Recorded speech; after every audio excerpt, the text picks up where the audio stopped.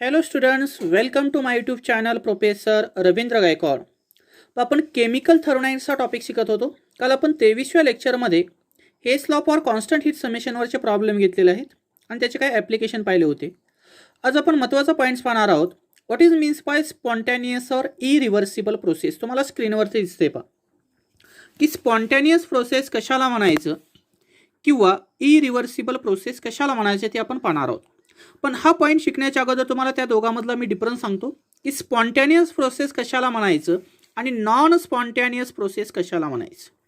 कोणती स्पॉन्टॅनियस आणि non spontaneous प्रोसेसमधला काय डिफरन्स असतो.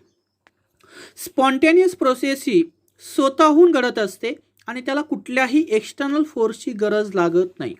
जसं की पाऊस पडणं, पाणी उताराकडून खालच्या दिशेला वाहणं, हे जे एक्झाम्पल आहे ते कशाचे आहे, स्पॉन्टॅनियस प्रोसेस, की तो स्वतःहून घडत असते आणि त्याला कुठल्याही एक्सटर्नल फोर्सची गरज लागत नाही. मग तुम्ही म्हणताल सर नॉन स्पॉन्टॅनियस प्रोसेस असतं म्हणजे काय असतं. ज्या प्रोसेस ही स्वतःहून घडत नसते, त्याला कुठला तरी एखादा एक्सटर्नल फोर्स अप्लाय करावा लागतो, त्यावेळेस ती प्रोसेस घडून येते, त्या प्रोसेसला आपण नॉन स्पॉन्टॅनियस प्रोसेस म्हणतो. मग आता तुम्हाला या स्पॉन्टॅनियस किंवा इरिव्हर्सिबल प्रोसेसची डेफिनेशन करायची. कशी करणार ती डेफिनेशन पहा. अ process which have natural tendency to occur and do not require any external force, such process are called as a spontaneous process. एकदम सोपी डेफिनेशन केली पहा. मी काय सांगितलं, मी a process which have natural tendency to occur, की ती एक अशी प्रक्रिया आहे की त्याच्याकडे एक नैसर्गिक क्षमता आहे आणि त्याला कुठलाही एखादा एक्सटर्नल फोर्स आपण अप्लाय करू शकत नाही, तर ती स्वतःहून घडत असते. अशा प्रकारची जी प्रोसेस आहे त्या प्रोसेसला आपण काय म्हणतो, स्पॉन्टॅनियस प्रोसेस. मग तुम्हाला बुकमध्ये दिलेली दिसते पहा. Spontaneous process have natural tendency to occur and do not require any external influence for their occurrence, such process are called as a spontaneous or irreversible process. आलं लक्षात, की जी प्रोसेस स्वतःहून घडत असते, त्याला कुठल्याही प्रकारचा एक्सटर्नल फोर्स अप्लाय करायची गरज लागत नाही, त्या प्रोसेसला आपण स्पॉन्टॅनियस किंवा इरिव्हर्सिबल प्रोसेस असं म्हणतो. त्याचे काही एक्झाम्पल तुम्हाला दिसतात पहा इथं डू यू नोन मध्ये.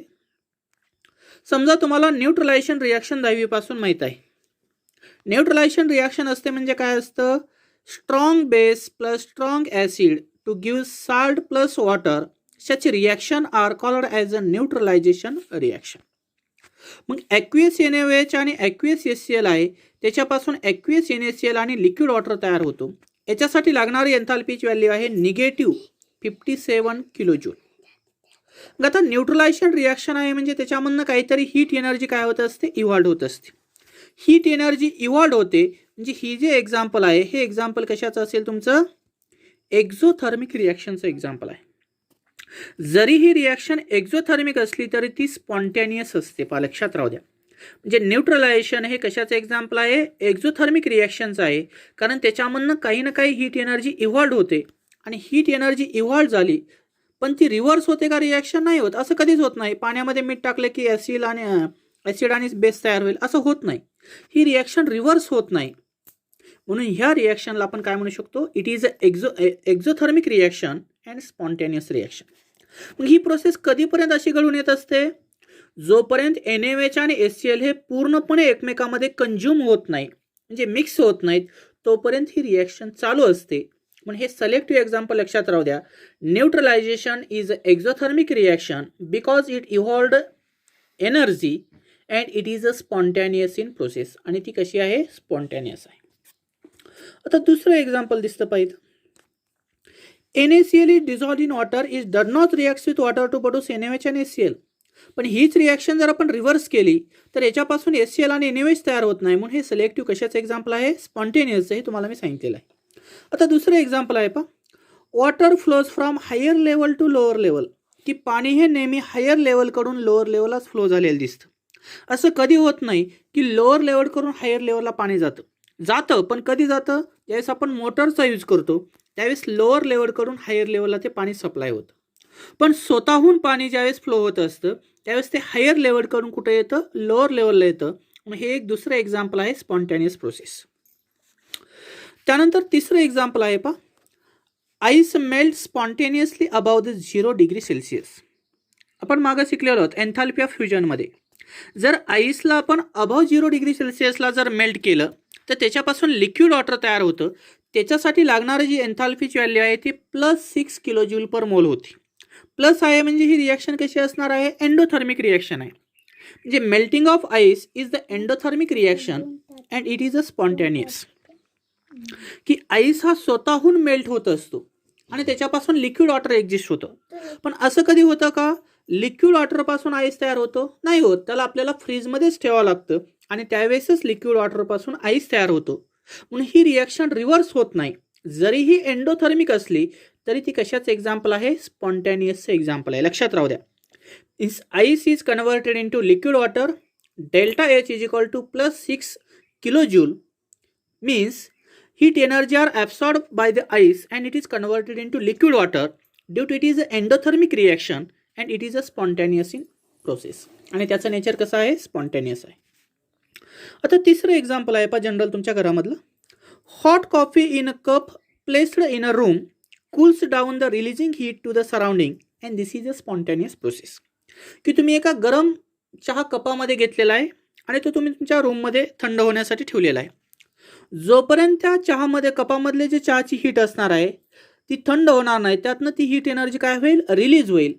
कपामधलं टेम्परेचर आणि ॲटमॉस्फिअरमधलं टेम्परेचर ज्यावेळेस इक्लिब्रियम फॉर्ममध्ये येईल त्यावेळेस ते काय होईल, त्याच्यामधनं काही ना काही हीट एनर्जी रिलीज होते. पण नंतर तो गार झालेला चहा लगेच उलटा गरम होईल का, नाही, त्याला आपल्याला हीट द्यावं लागतं. म्हणजे ही देखील प्रोसेस कशी आहे तुमची, अपोजिट होत नाही आणि ही प्रोसेस आहे तुमची स्पॉन्टेनियस.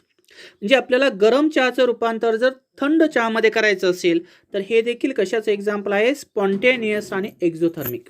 म्हणजे ही देखील रिॲक्शन एक्झोथर्मिक आहे आणि ती स्पॉन्टेनियस असते. तर हे 3 एक्झाम्पल लक्षात राहू द्या महत्त्वाचे. न्यूट्रलायझेशन काय होतं तुमची, एक्झोथर्मिक आणि स्पॉन्टेनियस होतं, बरोबर.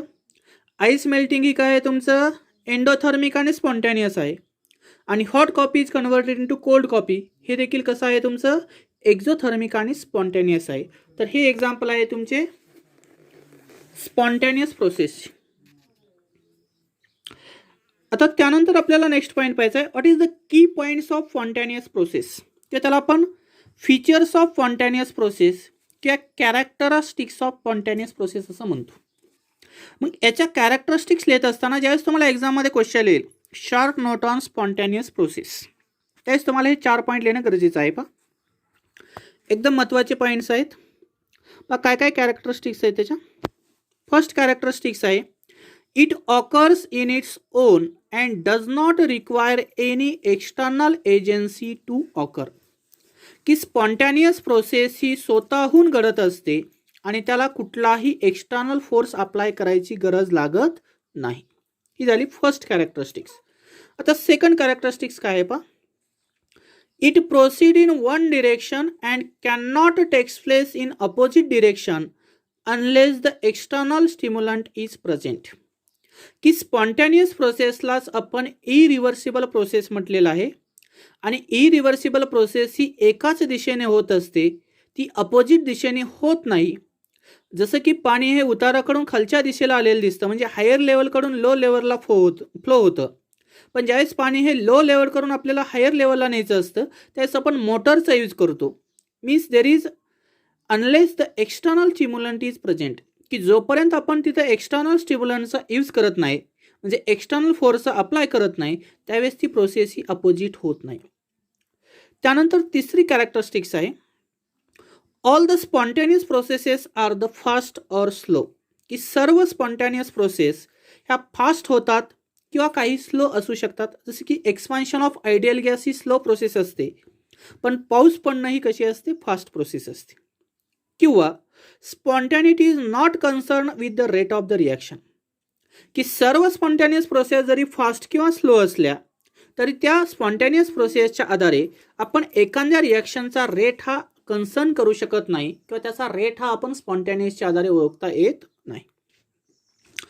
त्यानंतर नेक्स्ट प्रोसेस आहे पहा, कॅरेक्टरिस्टिक्स आहे, the process continues till equilibrium is reached. The processes continues till equilibrium is reached. की स्पॉन्टॅनियस प्रोसेस ही कधी इक्विलिब्रियममध्ये येते, ज्यावेळेस दोन्ही फॉरवर्डचा आणि बॅकवर्डचा रेट जर सारखा असेल की त्यावेळेस ती प्रोसेस ही कशी असते, इक्विलिब्रियम असते. तुम्ही म्हणताल सर आता इक्विलिब्रियम कंडिशन आहे म्हणजे काय असतं. समजा एका टँकमध्ये तुम्ही पाणी घेतलेलं आहे आणि त्याचा एक आउटलेट आहे आणि त्या आउटलेटच्या थोडंसं डाऊन पोझिशनला दुसरा टँक्स आहे. ज्यावेळेस या फर्स्ट टँकमधलं पाणी आपण सेकंड टँकमध्ये फ्लो करतो आणि सेकंड टँक ज्यावेळेस तुमचा फुल होतो त्यावेळेस आउटलेट आणि सेकंड टँकची लेवल जर सेम आली तर समजायचं फॉरवर्ड आणि बॅकवर्डचा रेट कसा आहे, सारखा आहे.